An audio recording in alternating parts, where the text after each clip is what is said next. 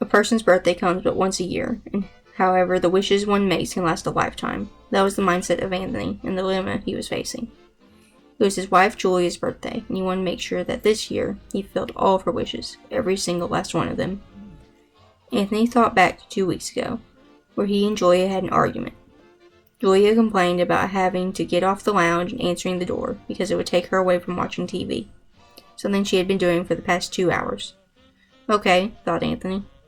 I can make her wish come true. She doesn't have to get up to answer the door anymore. Last week, Anthony and Julia had a disagreement over washing the dishes. Anthony had just spent the better part of 3 hours preparing and cooking a delicious dinner for Julia, and all Julia had to do was 10 minutes of washing up afterwards. But this was too much for Julia, as she wouldn't be able to sit on the lounge and watch TV.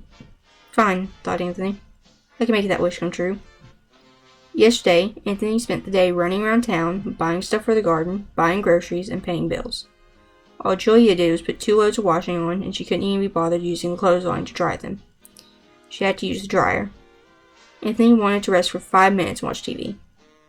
But no. Julia wanted him to do something else, while she sat and watched TV. No problem, thought Anthony. I can fulfill that wish too. At the beginning of the month, Anthony sat down to look at the family finances.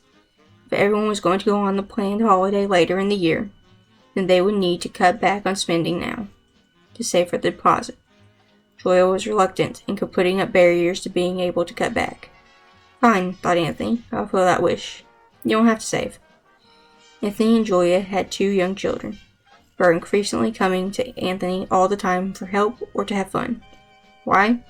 Because Julia would rather sit on the lounge and watch TV, rather than spend time with the children. Okay, thought Anthony. I can fulfill that wish. You don't have to worry about spending time away from the TV anymore. Anthony looked at Julia, heavily taped to her lounge chair. On the TV was live footage from the video camera set up to film Julia in her lounge chair. Julia's mouth was taped, so Anthony came over and gave her a kiss on top of the head. He turned and flicked the match to light it. He dropped it on the line of gasoline leading to Julia's lounge.